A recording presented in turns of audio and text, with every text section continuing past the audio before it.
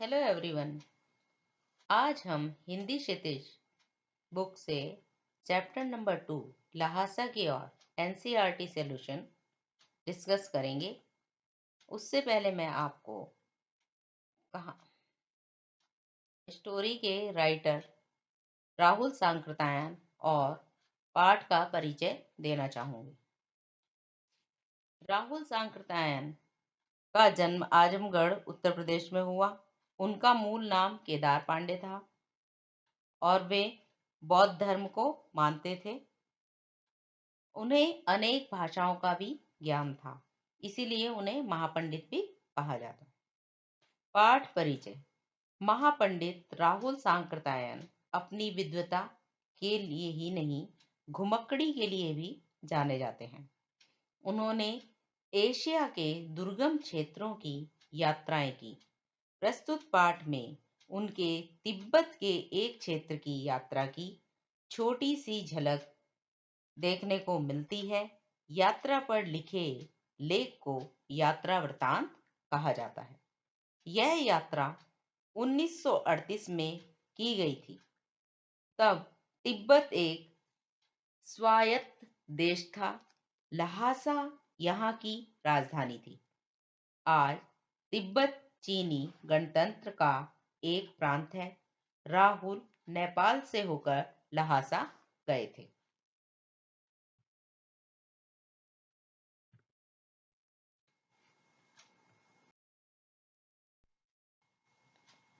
प्रश्न अभ्यास।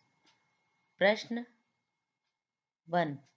थोंडला के पहले के आखिरी गांव पहुंचने पर भिखमंगे के वेश में होने के बावजूद लेखक को ठहरने के लिए उचित स्थान मिला, जबकि दूसरी यात्रा के समय वह भद्र वेश भी उन्हें उचित स्थान नहीं दिला सका। क्यों?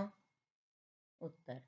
पहली यात्रा के दौरान लेखक के साथ उनके एक दोस्त थे, सुमति, जिनकी थोंडला के पहले के गांव में जान पहचान थी। यानी कि जान पहचान का मतलब होता है परिचय था उनका लोगों से, और इसी कारण भिखमंगे के वेश में भी उन्हें ठहरने को अच्छी जगह मिल गई थी।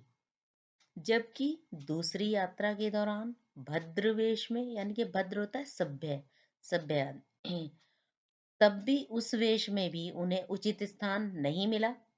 इससे हमें पता चलता है कि समाज में अच्छे संबंध व जान पहचान होना कितना जरूरी है। देखो, आप किसी से अच्छा व्यवहार रखोगे, आपकी अच्छी जान पहचान होगी, तो लोग आपको अपने घर में बुलाएंगे, आपका सम्मान करेंगे। और आप किसी से बात नहीं करोगे, किसी से आपका परिचय नहीं होगा, तो आपको कोई भी अपने साथ बैठाना पसंद नहीं करेगा। तो वही बात सुमति जी की थी। सुमति जो थे, उनका बहुत अच्छा व्यवहार था लोगों से, और इसी कारण जो लेखक थे उन्हें भी उसमें रहने की जगह मिल गई थी, अनजान जगह पर भी। प्रश्न 2। उस समय के तिब्बत में हथियार का कानून न रहने के कारण यात्रियों को किस प्रकार का भय बना रहता था? भय का मतलब होता है डर। डर किस प्रकार का बना रहता था? उत्तर। नदियों के मोड़ व पहाड़ों के कोनों के कारण बहुत दूर तक वहां आदमी दिखाई नहीं देते थे। जो पहाड़ियां थी वे ऐसी थी, घुमावदार रास्ते, और नदियां थी कि एक कोने की अगर एक साइड कोई आदमी चला गया तो दूसरी साइड का कोई दिखाई नहीं देता था। और वहां पर डाकुओं का भय बना रहता था, क्योंकि ऐसी जगह पर डाकू छिपे रहते थे, लूटपाट करते थे। ऐसी जगहों पर डाकू पहले आदमी को मारते थे और फिर लूटपाट करते थे। पहले वे उस इंसान को मार देते थे, जो भी कोई उन्हें मुसाफिर मिलता था उसको मारकर और उसका सामान और पैसे छीन लेते थे। सरकार, खुफिया विभाग और पुलिस को भी इसकी कोई परवाह नहीं थी। सरकार भी कुछ नहीं करती थी और पुलिस नहीं थी वहां पर, इसलिए इस पर इतना खर्च नहीं करते थे। अपनी सुरक्षा व हथियार का कानून रहने के कारण वहां के लोग लाठी की तरह बंदूक व पिस्तौल रखते थे। मतलब कोई रोक टोक नहीं थी, कोई भी पिस्तौल या बंदूक रख सकता था। इन सब कारणों की वजह से वहां यात्रियों को जान माल का भय बना रहता था कि हमेशा उन्हें अपने जान जाने का खतरा रहता था कि कोई भी उन्हें मार देगा या उन्हें लूट लेगा।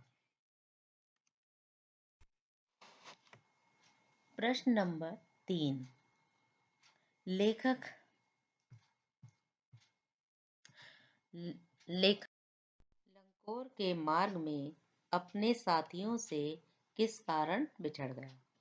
लंकोर के मार्ग में उतराई के समय लेखक अपने साथियों से दो कारणों की वजह से बिछड़ गए, यानी कि पीछे रह गए। पहला तो यह कि उनका घोड़ा बहुत धीरे धीरे चलने लग गया था और वे भी दैनिक वस्तुओं की तरह झूमते हुए सफर का लुत्फ उठा रहे थे। यानी ये जो लेखक थे, लेखक जो है बड़ी मस्ती में अपना चल रहे थे। तो उनका घोड़ा ही धीरे धीरे चल रहा था, दूसरा वे अपना घोड़े पर बैठे हुए मजे से अपना आ रहे थे, सफर का मजा ले रहे थे, जिससे उनको पता ही नहीं चला कि वे बहुत पीछे छूट गए हैं। वह दूसरा कारण यह है कि वे रास्ता भटक कर दूसरे रास्ते पर 1-1.5 मील आगे चले गए थे। उन्हें ये रास्ता पता ही नहीं चला क्योंकि दो रास्ते जा रहे थे। जो सही रास्ता था उस पे ना जाकर वे दूसरे रास्ते पर चले गए थे और वे इतने मस्त थे, चल घोड़े पर झूमते हुए जा रहे थे कि उन्हें ये ध्यान ही नहीं रहा कि वे गलत रास्ते पर चले गए। जब वे थोड़ी दूर आगे चले गए तो उन्होंने किसी से जब पूछा ये रास्ता कहाँ जा रहा है, तो जब उन्हें पता चला तो वो वापस आए। इस चक्कर में वे अपने साथियों से बहुत पिछड़ गए थे।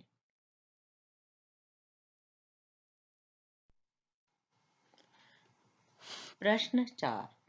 लेखक ने शेखर विहार में सुमति को उनके यजमानों के पास जाने से रोका, परंतु दूसरी बार रोकने का प्रयास क्यों नहीं किया? यानी कि प्रयास माने कोशिश क्यों नहीं की? उत्तर: सुमति को अपने यजमानों से मिलकर आने में कुछ दिन लग सकते थे। अब जब वे अपने जो उनके उन्हें मानते थे, सुमति को बहुत ज्यादा उनका सम्मान करते थे, उन्हें कहते हैं यजमान। वे लोग उन लोगों के घर जाने वाले थे, सुमति। तो उन्हें पता था लेखक को कि वे वहां चले गए तो कई दिन लग जाएंगे, इसलिए पहली बार लेखक ने उन्हें मना कर दिया। परंतु दूसरी बार सुमति ने जब उनसे पूछा तो लेखक वहां के एक मंदिर में रखी हस्तलिखित यानी कि हाथ से लिखी हुई पोथियां, इनके ग्रंथ पढ़ने में रम गए थे, इसलिए उन्होंने उसे जाने दिया। किसको? सुमति को। प्रश्न 5। अपनी यात्रा के दौरान लेखक को किन कठिनाइयों का सामना करना पड़ा? कठिनाइयां यानी कि कौन कौन सी मुसीबतें उनके रास्ते में आई, रुकावटें आई?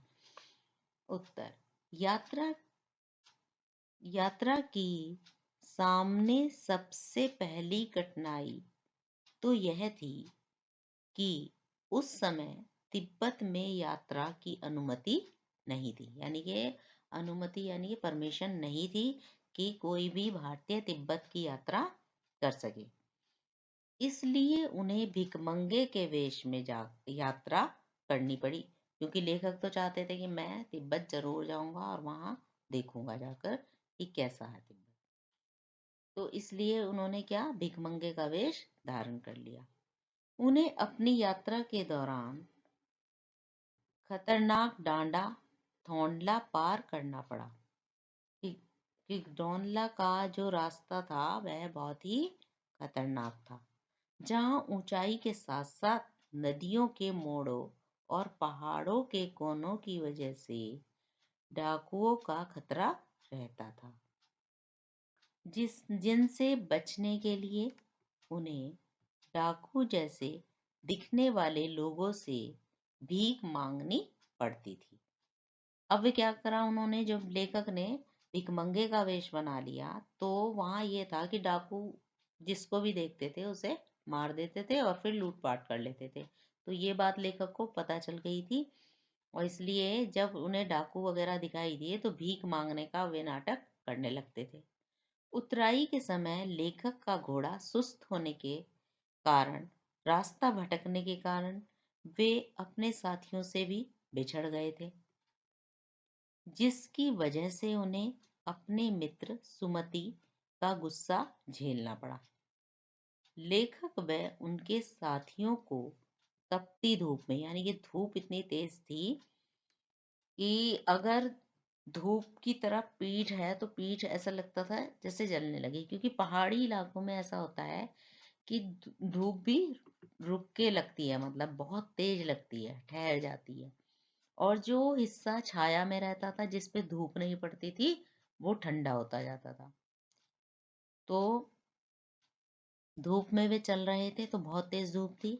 वह लेखक को अपने उसी भिखमंगे वेश में वहां की शेखर की खेती के मुखिया भिक्षु, जो कि बड़े ही विनम्र थे, यानी कि बहुत अच्छा स्वभाव था उनका, बहुत पोलाइट थे और अच्छे भद्र माने बहुत ही सभ्य पुरुष थे, उनसे मिलना पड़ा।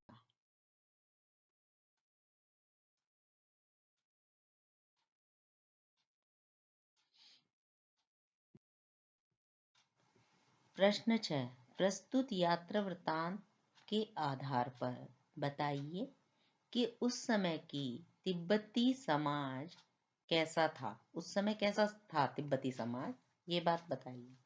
उत्तर है इसका, उस समय तिब्बती समाज में छुआछूत, यानी कि भेदभाव की भावना, छूत अछूत की भावना, जातिवाद व औरतों से दुर्व्यवहार, यानी कि बुरा व्यवहार जैसी कुरीतियां नहीं थी। कोई भी अपरिचित, कि जो अपरिचित हो, जो आप जानते ना हो किसी को, फिर भी वह घर के अंदर आ सकता था, किसी भी काम से आ जा सकता था, जो वहां जाने वाले यात्रियों के लिए बहुत ही सुविधाजनक था। यहाँ शहरों में और अपने देश में तो ऐसा नहीं है कि आप किसी के भी घर में चले जाओगे, अनजान व्यक्ति, ऐसा नहीं होता। जो जानने वाले होते हैं वे ही जा सकते हैं, लेकिन तिब्बत में ऐसा नहीं था। वहां पर घर में कोई भी जा सकता था और अपने लिए चाय वाय भी बना लेते थे। निर्जन स्थानों पर सरकार द्वारा कोई सुविधा ना देने के कारण, अब निर्जन का मतलब होता है जहां पर कोई भी ना रहता हो मनुष्य, ऐसे स्थानों पर सरकार ने कोई सुविधा नहीं दे रखी थी, मतलब वहां कम लोग रहते थे तो इसलिए कोई सुविधा नहीं थी। इस कारण डाकुओं से जान माल का खतरा बना रहता था। ऐसी जगह पर कौन रहता है, सुनसान जगह पर डाकू रहते हैं, डाकू और लुटेरे रहते हैं, जो लोगों को मारकर उनका सामान लूट लेते थे। ऊपर से हथियार का कानून भी नहीं था, जिससे वहां के लोग लाठी की तरह हथियार रखते थे, कि हर एक इंसान के पास बंदूक और पिस्तौल रहती थी। तिब्बत की जमीन छोटे बड़े जागीरदारों के हाथों में बटी हुई थी और इन जागीरों का बड़ा हिस्सा मठों के हाथ में था। मठ जो होते हैं धर्मशालाएं वगैरह, ये जो होते हैं आश्रम, इन्हें मठ कहते हैं, जिससे वहां का व्यापार व खेती व्यवस्थित तरीके से होती थी। प्रश्न 7, मैं अब पुस्तकों के भीतर था। नीचे दिए गए विकल्पों में से कोई कौन सा इस वाक्य का अर्थ बतलाता है। अब मैं अब पुस्तकों के भीतर था, इसका मतलब ये नहीं कि पुस्तक के अंदर चला गया कोई। तो इसमें 4 ऑप्शन दिए हुए हैं। कौन कौन से, क, लेखक पुस्तकें पढ़ने में रम गया, ग, खा, लेखक पुस्तकों की शेल्फ के भीतर चला गया, ग, लेखक के चारों ओर पुस्तकें ही थी, घ, पुस्तक में लेखक का परिचय और चित्र छपा था। तो ये 4 ऑप्शन में से राइट आंसर कौन सा है, का, लेखक पुस्तकें पढ़ने में रम गया, यानी कि वो लीन हो गया उनको पढ़ने में। प्रश्न 8, सुमति के यजमान और अन्य परिचित लोग लगभग हर गांव में मिले। इस आधार पर आप सुमति के व्यक्तित्व की किन विशेषताओं का चित्रण कर सकते हैं? व्यक्तित्व का मतलब होता है उनकी पर्सनैलिटी कैसी थी। उत्तर, इससे यह पता चलता है कि सुमति बहुत ही मिलनसार, मिलनसार का मतलब होता है जो सबसे मिलकर रहे, अच्छे अच्छा व्यवहार रखे। और वे कैसे थे, उनका व्यक्तित्व ऐसा था आकर्षक, मतलब अट्रैक्टिव, जो लोग खींचे चले आते थे उनकी तरफ। उनको घूमना फिरना बहुत पसंद था और वे नई जगह जाकर लोगों से अच्छे संबंध बना लेते थे। यानी कि वे उन्हें घूमना फिरना बहुत पसंद था और नई नई जगह जाते थे और हर एक से अपने अच्छे रिश्ते बना लेते थे। इसलिए उनके हर जगह परिचित लोग मिल जाते थे जो उनका बहुत सम्मान करते थे, यानी कि सम्मान करना, इज्जत देना।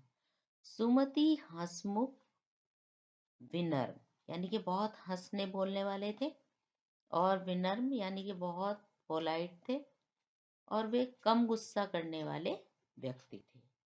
इसलिए जब लेखक उनसे बिछड़ गए थे, यानी कि जब अलग हो गए थे, तब उन्होंने ज्यादा गुस्सा नहीं किया। प्रश्न 9, हालांकि उस वक्त मेरा देश ऐसा नहीं था कि उन्हें कुछ भी ख्याल करना चाहिए था। उक्त कथन के अनुसार हमारे आचार व्यवहार के तरीके वेशभूषा के आधार पर तय होते हैं। आपकी समझ से यह उचित है अथवा अनुचित, विचार व्यक्त करें। उत्तर, किसी भी व्यक्ति का आचार व्यवहार, यानी कि कैसा व्यवहार करता है वो लोगों से, उसकी वेशभूषा के आधार पर तय करना उचित नहीं है। कि आप किसी के कपड़े देखकर यह नहीं बता सकते कि इसका व्यवहार कैसा है, अच्छा है या बुरा है। क्योंकि महंगे कपड़ों में सिर्फ धन के होने का पता चल सकता है कि वह कितना धनी है, उसने बहुत कीमती वस्त्र पहने हुए हैं। व्यक्ति के चरित्र का नहीं, यानी कि उसके अंदर का नहीं पता चल सकता कि इसका व्यवहार कैसा है। सामान्यतः ज्यादातर लोग क्या करते हैं, एक अच्छे पहनावे वाले, कि जिसने बहुत अच्छे कीमती वस्त्र पहने हो, उसे ही अच्छा मानते हैं। वे उसे ही अपनाते हैं, उससे बात करना भी चाहेंगे जो जितना मतलब बढ़िया अप टू डेट होगा। और जो बेचारा ऐसे ही सीधा साधा होगा, उसने साधारण से मामूली से कपड़े पहने हुए होंगे, तो उससे लोग बात करना पसंद नहीं करते, उससे दूर रहते हैं।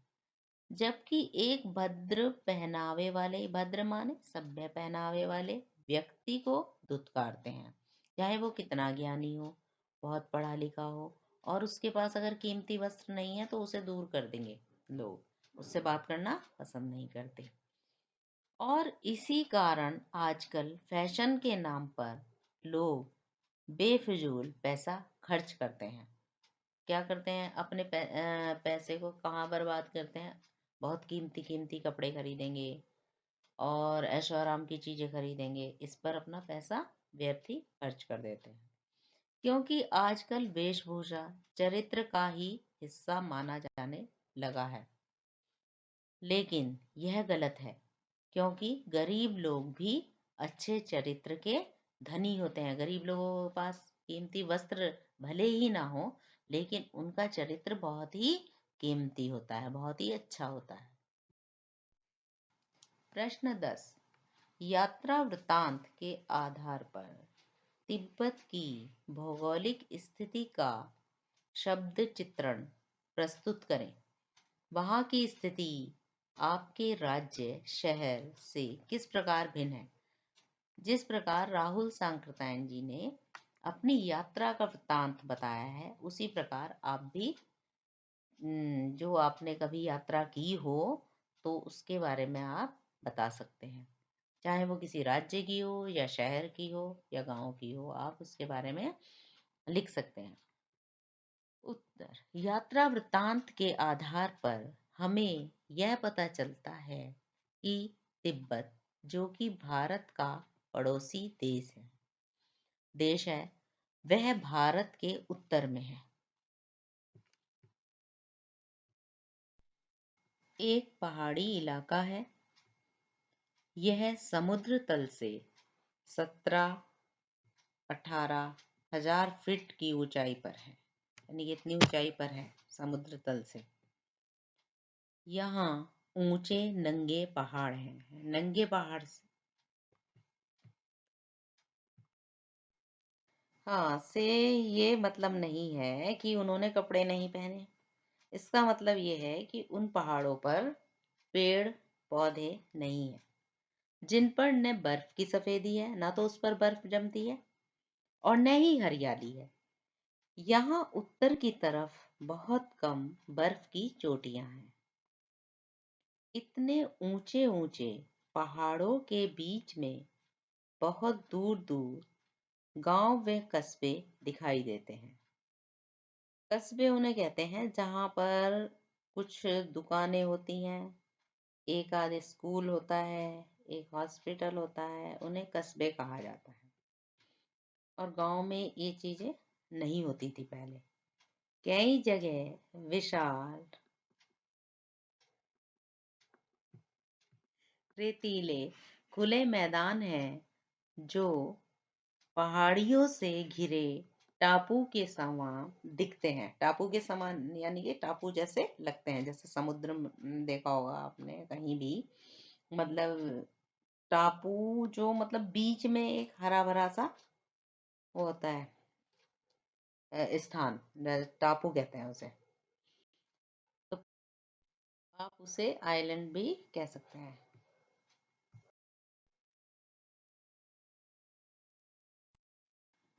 प्रश्न 11। आपने भी किसी स्थान की यात्रा अवश्य की होगी। यात्रा के दौरान हुए अनुभवों को लिखकर प्रस्तुत करें। उत्तर। हर साल हमारा पूरा परिवार गर्मियों की छुट्टी में जयपुर के बाहरी इलाके में स्थित खोल के हनुमान जी जाते हैं। इस बार भी सबने खुशी खुशी तय किया और हर्षोल्लास यानी कि बहुत खुश होकर हंसी खुशी के साथ सब घर से निकल पड़े। सबने वहां पहुंचकर पहाड़ की चढ़ाई करी, भगवान के दर्शन किए और वापस नीचे आकर प्रसाद ग्रहण किया। लेकिन जब हम वहां से वापस निकले तो थोड़ी ही दूरी पर हमारी गाड़ी खराब हो गई। यह मंदिर बहुत ही पिछड़े इलाके में होने के कारण, पिछड़ा हुआ इलाका जहाँ पर ज्यादा चहल पहल नहीं होती, ज्यादा लोग नहीं होते, ऐसी जगह पर था ये मंदिर। तो वहां आसपास कोई घर भी नहीं दिखाई दे रहा था और ना ही कोई। सबने मिलकर गाड़ी को धक्का लगाना शुरू किया, लेकिन जून की इतनी कड़ी धूप में, यानी कि बहुत तेज धूप होने के कारण, थोड़ी ही देर में सब पस्त हो गए, यानी कि बहुत थक गए। फिर ऐसे ही रुक रुक कर हम चलते रहे। काफी समय चलने के बाद हम वहाँ एक हमें वहाँ एक झोपड़ी दिखाई दी, जिसमें एक अधेड़ उम्र की महिला रहती थी। अधेड़ उम्र यानी कि ना तो वो जवान थी और ना ही बहुत बूढ़ी थी। उन्होंने हमें रुकने के लिए अपनी झोपड़ी में स्थान दिया और जलपान भी कराया। उसने जो औरत थी वो उसने उन्हें अपनी झोपड़ी में ठहराया और चाय पानी भी पिलाया। जब तक हमारी गाड़ी ठीक नहीं हुई हम वहीं रुके और उन्होंने भी हमारी अच्छी आवभगत की, यानी कि उन्होंने उस महिला ने उनका अच्छे से आदर सत्कार किया। प्रश्न 12। यात्रा वृतांत गद्य साहित्य की एक विधा है। आपकी इस पाठ्य पुस्तक में कौन कौन सी विधाएं हैं? प्रस्तुत विधा उनसे किस मायनों में अलग है? उत्तर, दो बैलों की कथा, कहानी, ल्हासा की और यात्रा वृतांत, उपभोक्ता की संस्कृति, निबंध, सांवले सपनों की याद, डायरी लेखन, नाना साहब की पुत्री देवी, मैना को भस्म कर दिया गया, रिपोर्ट राज, प्रेमचंद के फटे जूते, व्यंग, मेरे बचपन के दिन संस्मरण। एक कुत्ता और एक मैना, निबंध। प्रस्तुत पाठ साहित्य की विधा यात्रा वृत्तांत में लिखा गया है, जिसमें लेखक ने उन सभी चीजों का वर्णन किया है जो उन्होंने अपनी यात्रा के दौरान यानी कि यात्रा करते समय देखी। वह उन सब लोगों के बारे में बताया है जिनसे वे अपनी यात्रा के दौरान मिले। यह एक तरह से अपनी यात्रा के अनुभवों का वर्णन करने जैसा ही है। प्रश्न 13, किसी भी बात को अनेक प्रकार से कहा जा सकता है, जैसे सुबह होने से पहले हम गांव में थे, वो फटने वाली थी कि हम गांव में थे, तारों की छांव रहते रहते हम गांव पहुंच गए। पौ फटने वाली कि हम गांव में थे यानी कि सुबह होने वाली थी, और तारों की छाव, ये उस समय का वर्णन है जब हल्का सा दिन निकलना शुरू हो जाता है और थोड़ा सा अंधेरा रहता है और तारे दिखाई देते हैं हल्के हल्के। नीचे दिए गए वाक्यों को अलग अलग तरीके से लिखिए। जान नहीं पड़ता था कि घोड़ा आगे जा रहा है या पीछे। उत्तर, समझ नहीं आ रहा कि घोड़ा आगे बढ़ रहा है या वापस पीछे आ रहा है। दूसरा तरीका, ऐसा लग रहा है जैसे कभी घोड़ा आगे बढ़ रहा है, कभी पीछे आ रहा है। तीसरा, पता नहीं घोड़ा आगे चल रहा है या पीछे। आप किसी भी तरीके से इसको लिख सकते हैं।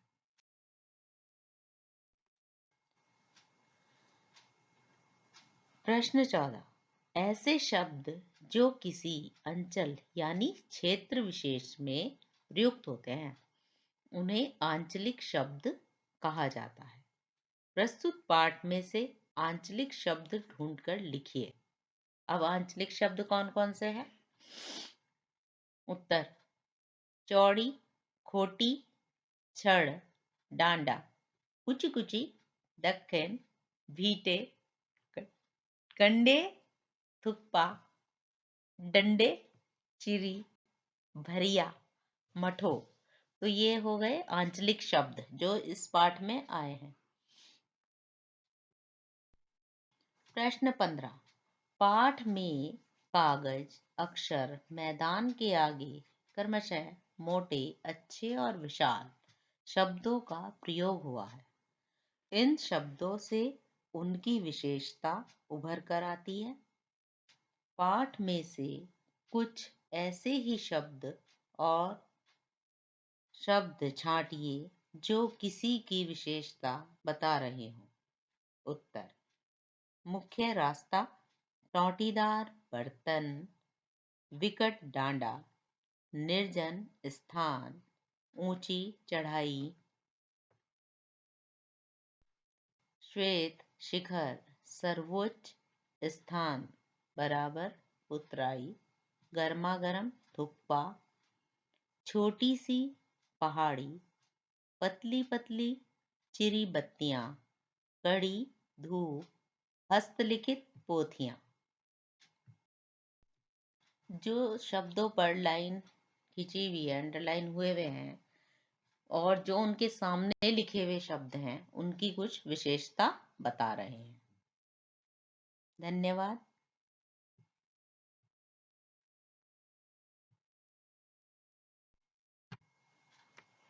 आपको वीडियो पसंद आई तो लाइक कीजिए, अरंजे एकेडमी चैनल को सब्सक्राइब करें लेटेस्ट वीडियो के लिए। अपने फ्रेंड्स के साथ शेयर करें। आप एनजे एकेडमी को व्हाट्सएप, फेसबुक, लिंक्डइन और ट्विटर पर भी कांटेक्ट कर सकते हैं। अपने कमेंट अवश्य भेजें। एनसीईआरटी सॉल्यूशन को डाउनलोड करने के लिए aranjaacademy.com वेबसाइट पर जाएं। Thank you.